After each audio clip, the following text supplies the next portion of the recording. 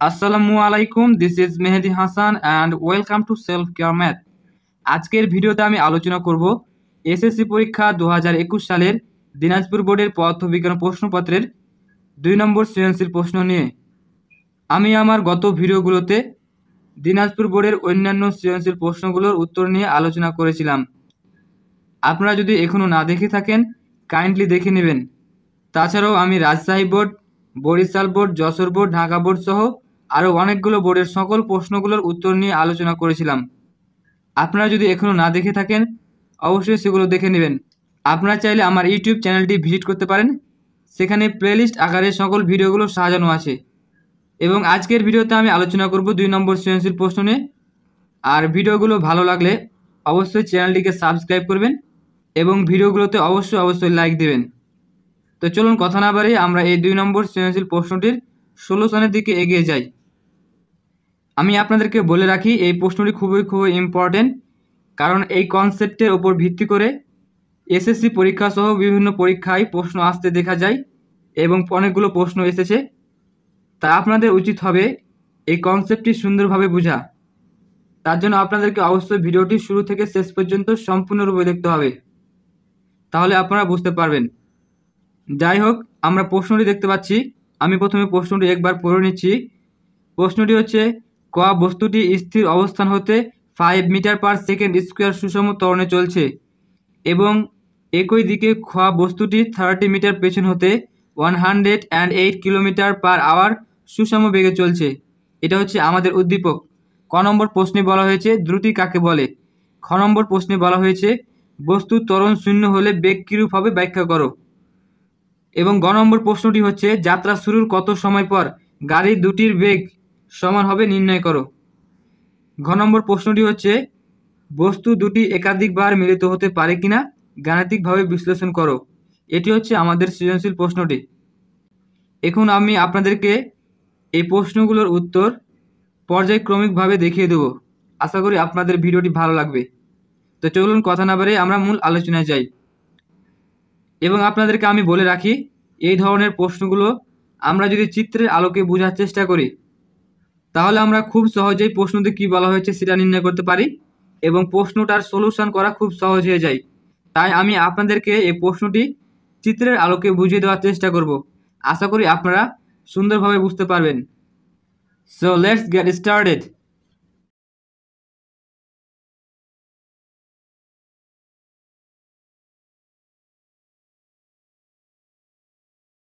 আমি এখন গ নম্বর প্রশ্নটির উত্তর নিয়ে আলোচনা করব।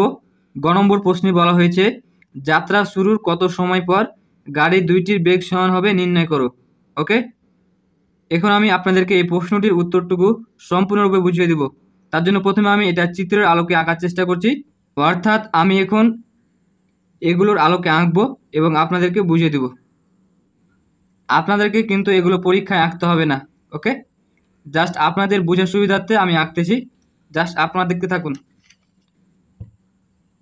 আমরা দেখতে পাচ্ছি প্রশ্নতে বলা হয়েছে ক বস্তুটি স্থির অবস্থান হতে 5 মিটার পার সেকেন্ড স্কোয়ার সুষম ত্বরণে চলছে।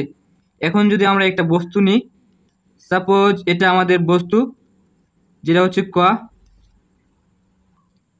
এই বস্তুটি স্থির অবস্থান হতে চলছে, তার জন্য এটার আদিবেগ হবে 0 metre per second, 0 metre per second, এবং এটা ত্বরণ দেওয়া আছে, সুষম ত্বরণ দেওয়া আছে 5 মিটার পার সেকেন্ড স্কোয়ার, এবং বস্তুটি চলছে। আমি যদি এটাকে এভাবে আঁকি, এই বস্তুটি এদিকে যাচ্ছে এবং এটার ত্বরণ হচ্ছে 5 মিটার পার সেকেন্ড স্কোয়ার। ওকে, এটা আমাদের ক বস্তুর ক্ষেত্রে আঁকা হয়ে গেল। এখন যদি আমরা খ বস্তুর ক্ষেত্রে লক্ষ্য করি তাহলে বলা হয়েছে একই দিকে খ বস্তুটি 30 মিটার পেছন হতে 108 কিলোমিটার পার আওয়ার সুষম বেগে চলছে। অর্থাৎ আমাদের এই খ বস্তুটি হবে এটার 30 মিটার পিছনে। সো এটিকে হচ্ছে 30 মিটার, সাপোজ আমরা মনে করলাম। সো এটুকু হবে 30 মিটার এবং বস্তুটি থাকবে এখানে। এটা হচ্ছে খ বস্তু এবং বলা হয়েছে এটা 108 কিলোমিটার পার আওয়ার সুষম বেগে চলছে। অর্থাৎ এখানে আমাদের খ বস্তুটির সমবেগ দেওয়া আছে। সো বস্তুটি এভাবে চলছে এবং এটার বেগ হচ্ছে, আমরা জাস্ট বেগটা লিখে নিই, সমবেগ। 108 কিলোমিটার পার আওয়ার। এটাকে কিন্তু আমাদের মিটার পার সেকেন্ডে কনভার্ট করতে হবে, কারণ আমরা দেখতে পাচ্ছি ত্বরণের ক্ষেত্রে একক দেওয়া আছে মিটার আর সেকেন্ড, এবং এখানেও মিটার দেওয়া আছে। তার জন্য আমাদের এই কিলোমিটার এবং ঘন্টাকে মিটারে এবং সেকেন্ডে প্রকাশ করতে হবে। ওকে, যাই হোক, যেহেতু এই খ বস্তুটির সমবেগ দেওয়া আছে, তার জন্য আমাদের এই খ বস্তুটির যে কোনো পয়েন্টে, ওকে, এই যে কোনো পয়েন্টে বেগটা একই হবে, যেহেতু এটা সমবেগ, অর্থাৎ এটার আদি বেগ নাই, জাস্ট সমবেগ দেওয়া আছে। তার জন্য যে কোনো পয়েন্টে, এই পয়েন্টে কিংবা এই পয়েন্টে কিংবা এই পয়েন্টে, যে কোনো পয়েন্টে এর বেগটা হবে সমান। ওকে, এটুকু হচ্ছে আমাদের চিত্র। এখন যদি আমরা গ নম্বর প্রশ্নটি লক্ষ্য করি, যাত্রা শুরুর কত সময় পর গাড়ি, সরি এখানে আমাদের গাড়ি হবে না, যেহেতু বস্তুর কথা বলা হয়েছে, সো এখানে বস্তু হবে। সো বস্তু, যাত্রা শুরুর কত সময় পর বস্তু দুটির বেগ সমান হবে। এখন আমরা সিম্পলি বুঝতে পারছি এই খ বস্তুর ক্ষেত্রে যেহেতু সমবেগ, তার জন্য আমাদের এই খ বস্তুর যে কোনো পয়েন্টে বেগ একই থাকবে, অর্থাৎ এটা পরিবর্তন হবে না। ওকে, সিম্পল, এটার কিন্তু বেগের কোনো পরিবর্তন হবে না, যেহেতু এটা সমবেগ। অপরদিকে আমরা যদি এই ক বস্তুকে লক্ষ্য করি, তাহলে এটার সুষম ত্বরণে চলছে, তার জন্য এর বেগটা এক পর্যায়ে এটার সমান হবে। ওকে, যেহেতু এই ক বস্তুটি স্থির অবস্থান হতে চলছে, তার জন্য এটার আদি বেগ 0, আর যেহেতু সুষম ত্বরণে চলছে, তাই এক পর্যায়ে এই ক বস্তুটির বেগ এই খ বস্তুটির সমান হবে। তাই আমরা সিম্পলি এখান থেকে বুঝতে পারলাম আমাদের ক বস্তুর আদি বেগ দেওয়া আছে এবং শেষ বেগটা এক পর্যায়ে এই খ বস্তুর বেগের সমান হবে, অর্থাৎ সমবেগের সমান হবে এই খ বস্তুটির। ওকে, এবং এর ত্বরণ দেওয়া আছে। সো আমরা ক বস্তুর আদি বেগ পাইলাম, ত্বরণ পাইলাম, এবং শেষ বেগ হিসেবে খ বস্তুর সমবেগ পাইলাম। আর এটা কত সময় পর একই হবে, অর্থাৎ যাত্রা শুরুর কত সময় পর গাড়ি দুটির বেগ সমান হবে সেটা নির্ণয় করব, অর্থাৎ এখান থেকে আমরা সময়টা নির্ণয় করব। একেবারে ইজি অঙ্ক, আমাদের যেগুলো দেওয়া আছে সেগুলো ব্যবহার করে জাস্ট আমরা সময়টা নির্ণয় করে নেব। আমি জাস্ট আপনাদেরকে করে দেখাচ্ছি, জাস্ট আপনারা ধৈর্য সহকারে দেখুন। সো গ, আমরা প্রথমে লিখতে পারি যাত্রা শুরুর টি সময় পর গাড়ি দুটির বস্তু দুটির বেগ সমান হবে। আমি একটু ভালোভাবে কাটে দিচ্ছি। সো আমরা লিখতে পারি যাত্রা শুরুর টি সময় পর বস্তু দুটির বেগ সমান হবে। ওকে, অর্থাৎ আমাদের এই ক বস্তুটির বেগ যেহেতু পরিবর্তন হবে, তার জন্য এই ক বস্তুটির বেগ খ বস্তুর সমবেগের সমান হবে। ওকে, আর এটা তো সমবেগ, অর্থাৎ প্রত্যেকটা অংশে বেগটা সমান, এটার বেগ কম বা বেশি হওয়ার কোনো চান্স নাই। আমরা জাস্ট এটুকু একটু লিখে দিব, অর্থাৎ ক বস্তুটির বেগ খ বস্তুটির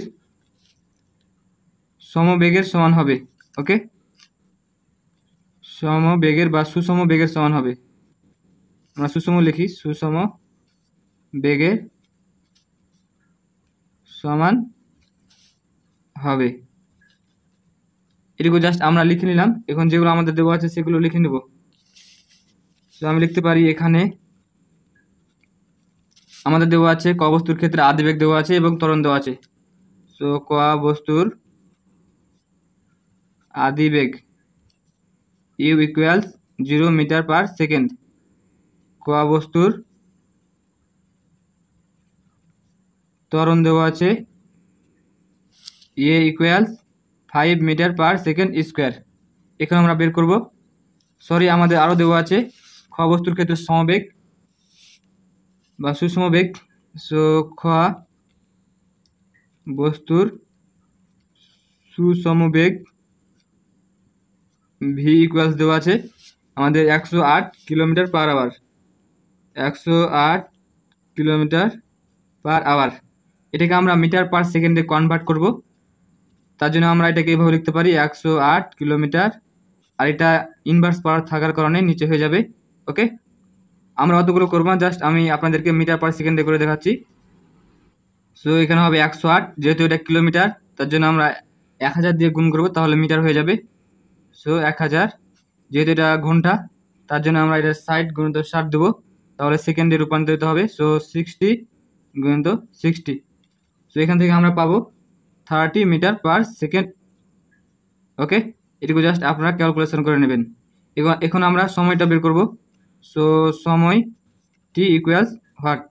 এখন যদি আমরা এগুলোকে, যেগুলো আমরা পাইলাম সেগুলোকে এই সূত্রগুলোর সাথে কম্পেয়ার করি, তাহলে আমরা এই সূত্রটি ব্যবহার করতে পারবো। জাস্ট আপনারা কম্পেয়ার করবেন, তাহলে বুঝতে পারবেন কোন সূত্রটা ব্যবহার করতে হবে। সো আমি লিখে দেবো এখন যে আমরা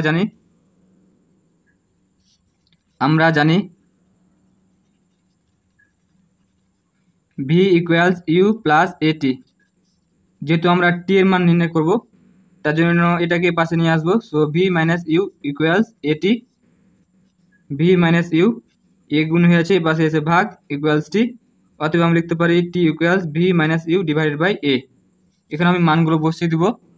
আমাদের ভি এর মান হচ্ছে 30, সো 30, ইউ এর মান হচ্ছে 0, যেহেতু এটা স্থির অবস্থান থেকে যাত্রা শুরু করেছিল। সো 0, এ এর মান হচ্ছে 5, সো 0 মান তো 0ই বাদ, একে ভাগ করলে থাকে আমাদের 6, আর সময়ের একক হচ্ছে সেকেন্ড। সো আমরা সিম্পলি বুঝতে পারলাম যে আমাদের এখানে যাত্রা শুরুর 6 সেকেন্ড পর বস্তু দুটির বেগ সমান হবে। এখানে আমরা লিখে দিব অতএব যাত্রা শুরুর 6 সেকেন্ড পর বস্তু দুটির বেগ সমান হবে। এটা হচ্ছে আমাদের গ নম্বর প্রশ্নের উত্তর। আশা করি আপনারা বুঝতে পেরেছেন। একেবারে সিম্পল একটা অঙ্ক ছিল। এখন আমি আপনাদেরকে এই ঘ নম্বর প্রশ্নটির উত্তরটুকু বের করে দেব। খুবই ইম্পর্টেন্ট, এটা কিন্তু খুবই ইম্পর্টেন্ট। আপনারা একটু সুন্দরভাবে এবং মনোযোগ সহকারে দেখবেন, আর ভিডিওটি ভালো লাগলে চ্যানেলটিকে সাবস্ক্রাইব করবেন। আমরা এখন ঘ নম্বর প্রশ্নটির উত্তর নিয়ে আলোচনা করব। ঘ নম্বর প্রশ্নে বলা হয়েছে যাত্রাপথে বস্তু দুটি একাধিকবার মিলিত হতে পারে কিনা গাণিতিকভাবে বিশ্লেষণ করো। এটা হচ্ছে আমাদের ঘ নম্বর প্রশ্ন।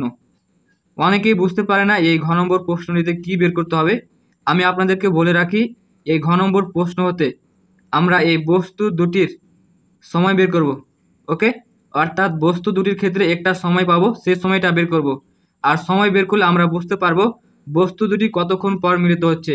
ওকে, আমরা যদি সময়ের মানটা অর্থাৎ টি এর মানটা একটা পাই, তাহলে আমরা বুঝতে পারবো বস্তু দুইটা অনলি একবার মিলিত হবে। আর আমরা যদি টি এর মান একের অধিক পাই অর্থাৎ দুইটা যদি পাই, তাহলে আমরা বুঝতে পারবো বস্তু দুইটি দুইবার মিলিত হবে। আর টি এর মান নির্ণয় করার মাধ্যমে আমরা বুঝতে পারবো বস্তু দুইটি কতক্ষণ পর পর মিলিত হবে। ওকে, সো আমরা সিম্পলি এখন এই বস্তু দুইটির ক্ষেত্রে এই টি এর মানটা বের করব। ওকে, আমি জাস্ট আপনাদেরকে সুন্দরভাবে বুঝিয়ে দিচ্ছি, একেবারে ইজি। আমরা যদি এই চিত্রটা লক্ষ্য করি, তাহলে আমরা দেখতে পাচ্ছি এটা ক বস্তু, এটা খ বস্তু। যেহেতু আমাদের প্রশ্নে বলা হয়েছে যাত্রা পথে বস্তু দুটি একাধিকবার মিলিত হতে পারে কিনা গাণিতিকভাবে বিশ্লেষণ করো। সাপোজ আমরা ধরে নেব এই বস্তু দুইটি এখানে মিলিত হয়েছে, অর্থাৎ এই বস্তুটি এখানে এসেছে এবং এই বস্তুটি এখানে এসেছে এবং মিলিত হয়েছে। ওকে, আমরা জাস্ট এটা ধরে নিলাম। ওকে, এখন এই বস্তু দ্বয়ের এখান থেকে এখানে যেতে এবং এখান থেকে এখানে যেতে নির্দিষ্ট একটা সময় লেগেছে, তাই না? আমরা সেই সময়টাকে টি ধরবো। ওকে, অর্থাৎ আমরা এই দুইটার ক্ষেত্রে একটা সময় ধরবো। অনেকেই বুঝতে পারে না যে এই দুইটার ক্ষেত্রে কেন একটা সময় ধরা হয়েছে, অর্থাৎ কেন আমরা এই দুইটার ক্ষেত্রে অনলি টি ধরবো। আমি জাস্ট আপনাদেরকে বুঝিয়ে দেওয়ার চেষ্টা করছি। ওকে, একেবারে সিম্পল, জাস্ট আপনারা কনসেপ্টটা একটু ভালোভাবে বোঝার চেষ্টা করুন। সাপোজ এটা আমাদের ক বস্তুটি যাত্রা শুরু করে এখানে এসেছে এবং খ বস্তুটি এটার 30 মিটার পিছনে ছিল। সো এটা হচ্ছে আমাদের খ বস্তু এবং এই বস্তুটা এখানে গিয়েছে এবং মিলিত হয়েছে।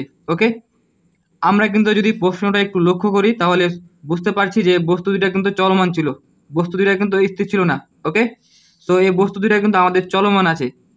যেহেতু আমরা মনে করছি যে এই বস্তু দুইটা এখানে এসে মিলিত হচ্ছে, তাই আমরা বলতে পারি বা আমরা হচ্ছে এভাবে চিন্তা করতে পারি যে এই বস্তুটি যদি 10টার সময়, ওকে, এই 10টার সময় যাত্রা শুরু করে এবং 11টার সময় এখানে আসে, সিমিলারলি কিন্তু আমাদের এই বস্তুটাও এই 10টার সময় যাত্রা শুরু করবে, 10টার সময় যাত্রা শুরু করবে এবং 11টার সময় এখানে আসবে। ওকে, এখন আমরা দেখতে পাচ্ছি এই বস্তুটি 10টার সময় যাত্রা শুরু করে 11টার সময় এখানে এসেছে, অর্থাৎ এখানে আমাদের 1 ঘন্টা সময় লেগেছে। আর সিমিলারলি এই বস্তুটি বস্তুটি 10টার সময় যাত্রা শুরু করে 11টার সময় এসেছে। ওকে, যেহেতু এই বস্তুটি একটু জোরে চলছিল অর্থাৎ কুইকলি চলছিল, তার জন্য এটা এখানে এসেছে একই সময়ে। যেহেতু এই বস্তুটি একটু স্লোলি চলছিল, তার জন্য এটা হচ্ছে একই সময়ে এই জায়গাতে এসেছে, অর্থাৎ আমরা দেখতে পাচ্ছি এই ক্ষেত্রে সময়টা একই লেগেছে। ওকে, অর্থাৎ আমাদের এই দুইটি ক্ষেত্রে টি এর মানটা একই। এখন যদি আমরা এই কনসেপ্টটা বুঝতে পারি তাহলে আমরা এই কনসেপ্টটা বুঝতে পারবো। ওকে, একেবারে এই যে জাস্ট আপনারা এই কনসেপ্টের মতন করে এই কনসেপ্টটা বুঝুন। আমি আপনাদেরকে আরেকবার বলে নিচ্ছি, যেহেতু বস্তুদ্বয় গতিশীল অবস্থায় ছিল, ওকে, আর যেহেতু বলা হয়েছে বস্তুদ্বয় মিলিত হয়েছে, তার জন্য আমরা ধরে নিলাম এই বস্তুদ্বয় এই জায়গায় হচ্ছে মিলিত হয়েছে। ওকে, আর বস্তুদ্বয় যেহেতু গতিশীল অবস্থায় ছিল, তার জন্য আমরা ধরে নিলাম যে 10টার সময় যাত্রা শুরু করে 11টার সময় এসেছে, এবং এই একই বস্তু 10টার সময় যাত্রা শুরু করে 11টার সময় এসেছে, অর্থাৎ এক্ষেত্রে আমাদের সময় কিন্তু একই লেগেছে। তার জন্য আমরা এখানের এই কনসেপ্টের ক্ষেত্রে টি এর মানটা একই ধরবো, অর্থাৎ আমরা প্রতি ক্ষেত্রে টি ব্যবহার করে আমরা দূরত্ব নির্ণয় করব। আমরা এখানে দেখতে পাচ্ছি এই বস্তুটি কিন্তু কম দূরত্ব অতিক্রম করেছে এবং এই বস্তুটি বেশি দূরত্ব অতিক্রম করেছে। ওকে, সো আমরা এখন এখান থেকে এই বস্তুর ক্ষেত্রে প্রথমে এস এর মানটা বের করব এই টি ব্যবহার করে, এবং এখান থেকেও আমরা এস এর মানটা বের করব এই টি ব্যবহার করে। ওকে, আমাদের এই দুই ক্ষেত্রে যদি এস এর মানটা বা সরণের মানটা বের করা হয়ে যায়, তাহলে আমরা এই দুইটার কম্বিনেশন থেকে আমরা টি এর মানটা বের করতে পারবো। সো আমাদের এখন কাজ হবে এই টি এর মান ব্যবহার করে এখান থেকে, অর্থাৎ এই ক বস্তুর ক্ষেত্রে দূরত্বটুকু বের করা, এবং তারপর কাজ হবে এই খ বস্তুর ক্ষেত্রে দূরত্বটুকু বের করা। ওকে, সো এখন আমি এই টি ব্যবহার করে টিকে ধরে নিয়ে ক বস্তুর দূরত্ব বের করব। সো ঘ, এখন আমরা লিখে নেব, যেহেতু আমরা এই দুই ক্ষেত্রের সময়টা একই পাবো, তার জন্য আমরা প্রথমে লিখে নেব, ধরি বস্তু দুটি এই বস্তু দুটি কিন্তু যাত্রাপথে টি সময় পর মিলিত হয়েছে। এটা আমরা জাস্ট লিখে নেব, বস্তু দুটি যাত্রাপথে টি সময় অর্থাৎ টি সেকেন্ড পর মিলিত হয়েছে বা মিলিত হবে। ওকে, এবং আমাদের প্রশ্নতে বলা হয়েছিল এই খ বস্তুটি ক বস্তুর 30 মিটার পিছনে ছিল। এটা আমরা লিখে নেব, আর খ বস্তুটি ক বস্তুর 30 মিটার পিছনে ছিল। এটা হচ্ছে আমাদের লিখতে হবে প্রথমে। আশা করি আপনারা বুঝতে পারছেন কি জন্য আমরা এই প্রতি ক্ষেত্রে অর্থাৎ এই দুই ক্ষেত্রে টি একটা ধরবো। এখন আমরা বের করব এই ক বস্তু কতটুকু দূরত্ব অতিক্রম করবে। সো আমরা লিখতে পারি ক বস্তুর ক্ষেত্রে, এখন আমরা ক বস্তুর ক্ষেত্রে অতিক্রান্ত দূরত্ব নির্ণয় করব। আমাদের যেগুলো দেওয়া আছে সেগুলো লিখে নেব। সো আমাদের দেওয়া আছে ক বস্তুর ক্ষেত্রে আদিবেগ 0। সো এখানে আদিবেগ ইকুয়াল 0 মিটার পার সেকেন্ড, এবং ত্বরণ হচ্ছে a equals 5 metre per second square. এখন আমরা তো সময় ধরেছি টি, সো আমরা লিখতে পারি এখানে যে ক বস্তু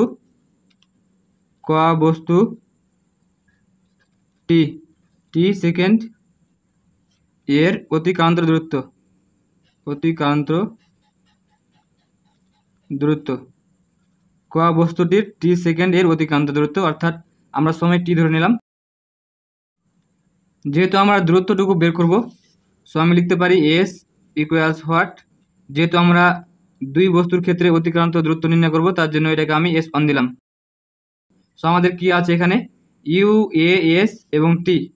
সো এটুকুর কম্বিনেশনে আমরা সূত্র লিখতে পারি এটা, অর্থাৎ আমাদের এস আছে, ইউ আছে, টি আছে, এ আছে। সো আমরা এটা কিন্তু লিখবো এবং এখান থেকে দূরত্ব বের করব। সো আমরা জানি আমরা জানি আমরা এখানে s equals u t plus half a t square লিখবো, যেহেতু এটা S1 তার জন্য আমি এখানে S1 দিলাম।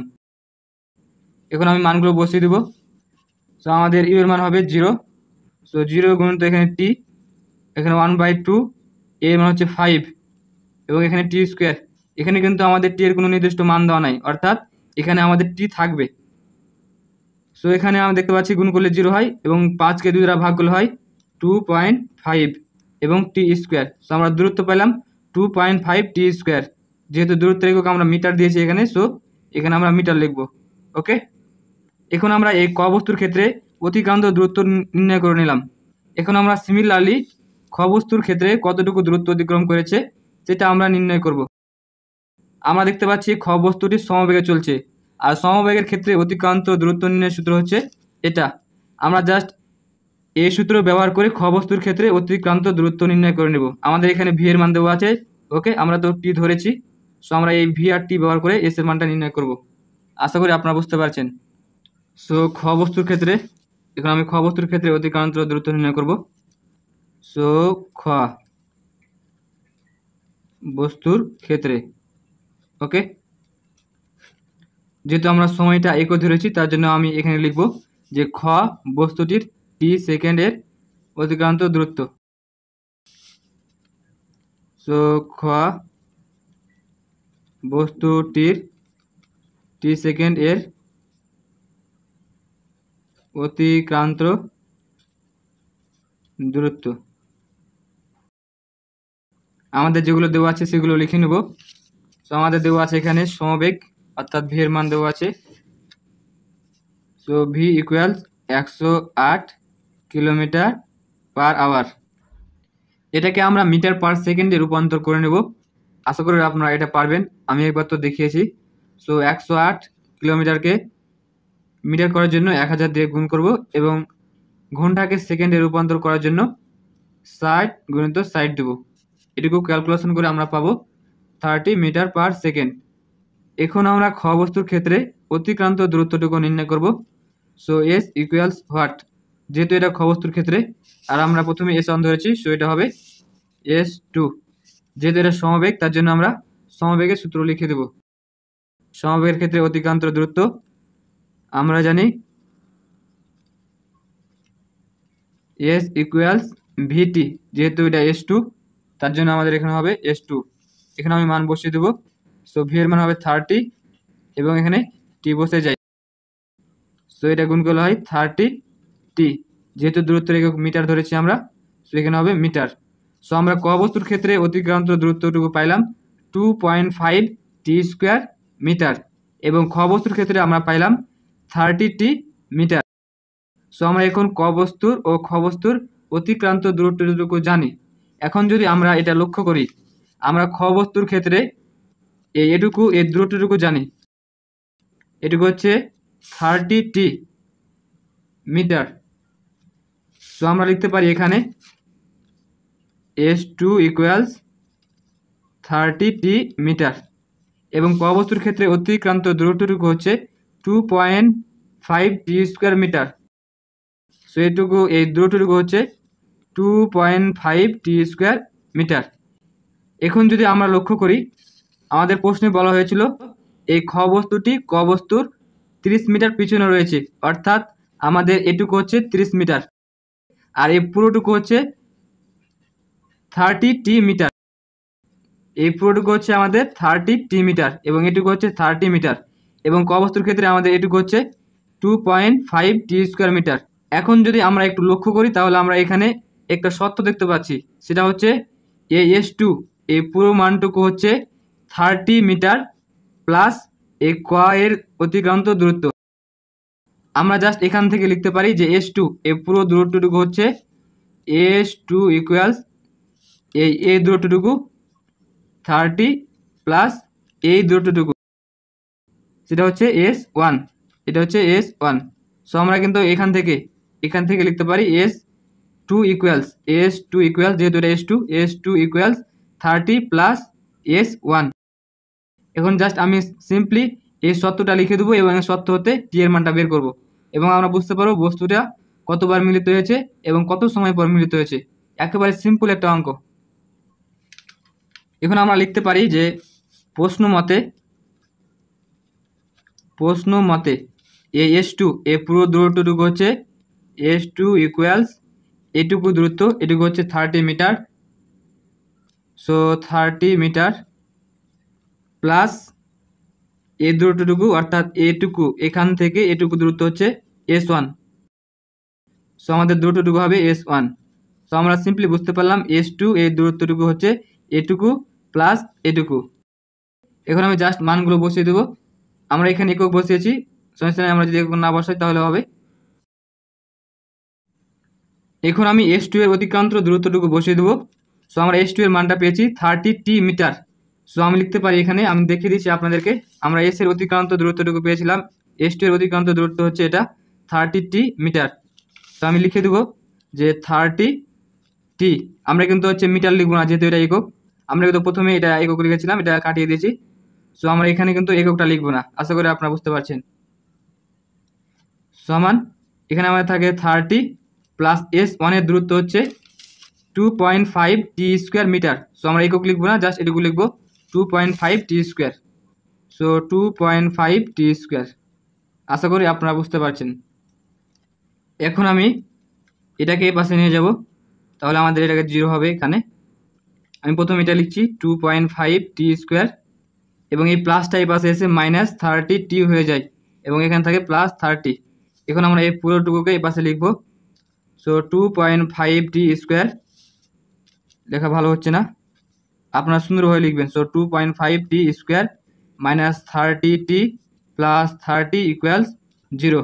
এখন আমরা এই সমানের এই পক্ষকে এবং এই পক্ষকে 2.5 দ্বারা ভাগ করব। সো হবে এখানে যে এটাকে ভাগ করলে হবে t স্কোয়ার, যেহেতু আমরা 2.5 দ্বারা ভাগ করছি, মাইনাস এটাকে যদি আমরা 2.5 দ্বারা ভাগ করি তাহলে আমাদের হবে 12t, প্লাস এটাকে আমরা যদি 2.5 দ্বারা ভাগ করি তাহলে হবে 12 ইকুয়ালস 0।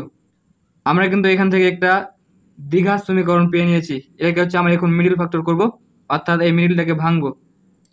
যেহেতু এখানে আমাদের মিডল ফ্যাক্টরিং হচ্ছে না, অর্থাৎ আমরা মিডলটাকে ভাঙাতে পারছি না, তার জন্য আমরা এই দ্বিঘাত সমীকরণের আদর্শ রূপ এটার সাথে তুলনা করব।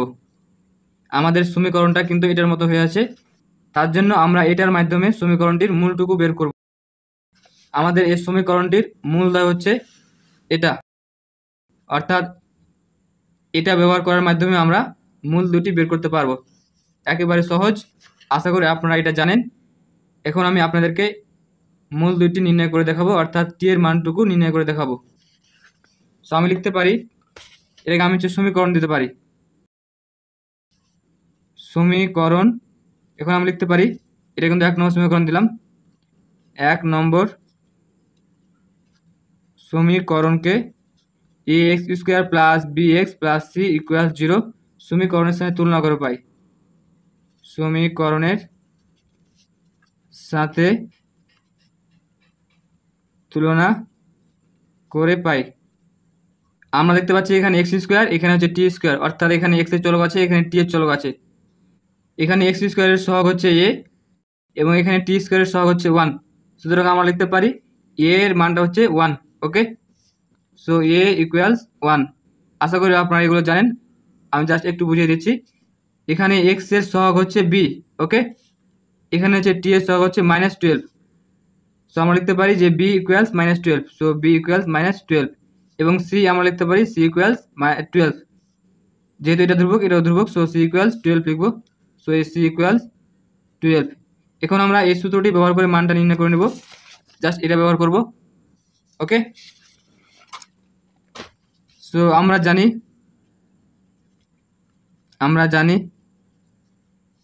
যে x equals -b plus minus root over b square -4ac, b square -4ac divided by 2a। এটা হচ্ছে আমাদের সমীকরণটির মূল নির্ণয়ের সূত্র। যেহেতু আমাদের চলক হিসেবে টি আছে এখানে, তার জন্য আমরা এক্স এর পরিবর্তে টি লিখব। ওকে, বা হচ্ছে টি ইকুয়ালস, আমি জাস্ট এখন মানগুলো বসিয়ে দেবো।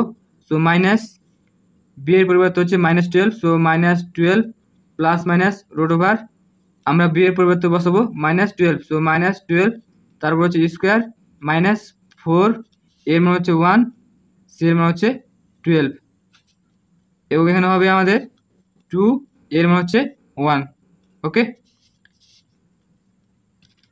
সো আমাদের এখানে থাকে, আমি জাস্ট এখানে একটু অতএব দিয়ে দিচ্ছি তাহলে হবে, আর আমরা টি লিখবো না। ওকে, তো আমাদের এখানে গুণ করলে হয় 12, এখানে প্লাস মাইনাস রুট ওভার -12 এর বর্গ হচ্ছে 144, 144 বিয়োগ এটা গুণ করলে হয় 48, এবং নিচে থাকে গুণ করলে 2। এখানে থাকে আমাদের 12 প্লাস, আমরা যদি বাদ দিই এখানে, সো 96 থাকে, ডিভাইডেড বাই থাকে 2a। এখন আমরা লিখতে পারি এভাবে যে 12 প্লাস মাইনাস এটাকে লিখতে পারি 16 গুণিত 6, অর্থাৎ এটাকে আমরা পূর্ণবর্গ সংখ্যার মাধ্যমে ভাগালাম, এটা হচ্ছে আমাদের পূর্ণবর্গ, ডিভাইডেড বাই হচ্ছে 2। আমাদের থাকে এখানে 12, এখান থেকে হচ্ছে 12 প্লাস মাইনাস 16 বর্গমূল করলে হয় 4, এবং এখানে হচ্ছে √6, নিচে থেকে 2। এখন জাস্ট আমরা উপর থেকে 2 কমন নেব এবং এই 2 এবং 2 কাটিয়ে দেব, আমাদের থাকার উপরে 2, সো ভাগ করলে হয় 6 plus minus 2 × 4, so 2√6 divided by হচ্ছে 2, এ 2 কেটে যায়, সো এখানে আমাদের থাকে 6 প্লাস মাইনাস 2√6। সো আমরা সিম্পলি কিন্তু এখান থেকে টি এর মানটা বের করলাম। ওকে, এখন জাস্ট আমি একবার প্লাস নিব, যেহেতু আমাদের প্লাস মাইনাস দুইটা আছে, একবার প্লাস নিয়ে মান বের করব, একবার মাইনাস নিয়ে মান বের করব। সো আমরা লিখতে পারি এখানে যে প্লাস চিহ্ন নিয়ে, প্লাস নিয়ে, তাহলে আমাদের হবে যে টি ইকুয়ালস 6 প্লাস 2√6। এটুকু জাস্ট আমি এখন আপনাদেরকে ক্যালকুলেটরের মাধ্যমে করে দেখাবো। সো ক্যালকুলেটর অন করলাম, এখানে হচ্ছে 6 প্লাস 2√6, সো 2√6। এখন জাস্ট আমি সমান প্রেস করব, তো সমান প্রেস করলে আমাদের এটা আছে যে 10.89897949, আর অনেকগুলো আছে। এখন জাস্ট আমরা দশমিকের পর এক ঘরে নেব, তার জন্য আমরা হচ্ছে তার পরের ঘরে তাকাবো। এই পরের ঘরে যদি আমাদের 5 থেকে 9 মধ্যে থাকে তাহলে আমরা এটার সাথে এক যোগ করব। ওকে, যেহেতু আমরা দেখতে পাচ্ছি এখানে 5 থেকে 9 মধ্যে আছে, তার জন্য এক যোগ করতে হবে। সো আমাদের এটা হবে 10.9। আশা করি আপনারা এটুকু বুঝতে পারছেন। সো এটুকু হবে আমাদের 10.9, সময় এটুকু হচ্ছে সেকেন্ড। সো আমরা প্লাস চিহ্ন নিয়ে সময় পেলাম 10.9 সেকেন্ড।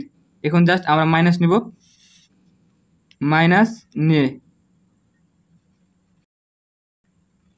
তাহলে আমাদের হবে টি ইকুয়ালস 6 মাইনাস 2√6।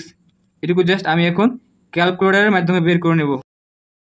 সো 6 মাইনাস 2√6, এখন জাস্ট আমি সমান প্রেস করব, তাহলে আমরা দেখতে পাচ্ছি আমাদের মানটা 1.10100205।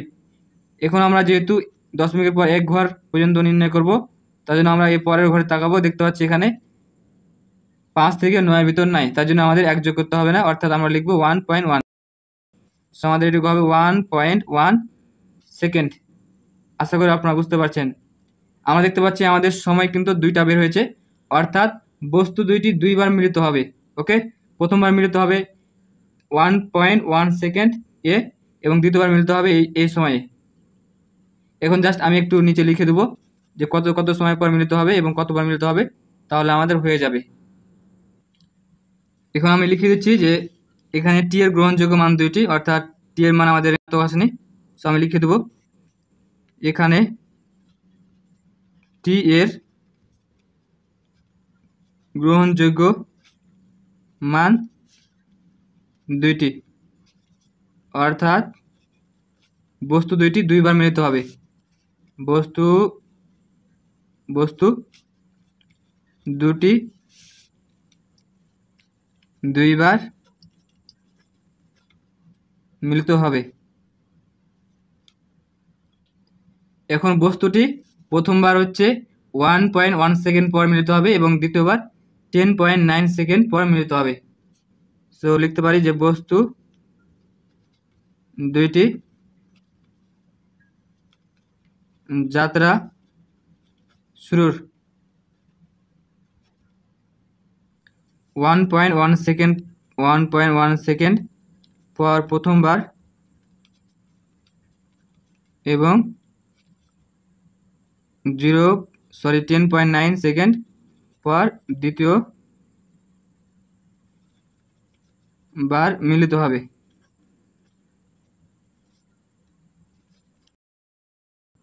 আর এটি হচ্ছে আমাদের ঘ নম্বর প্রশ্নের উত্তর। আশা করি আপনারা বুঝতে পেরেছেন। আর আপনারা যারা এই ক্যালকুলেশনটুকু বুঝতে পারেননি তারা চাইলে এখান থেকে করতে পারেন।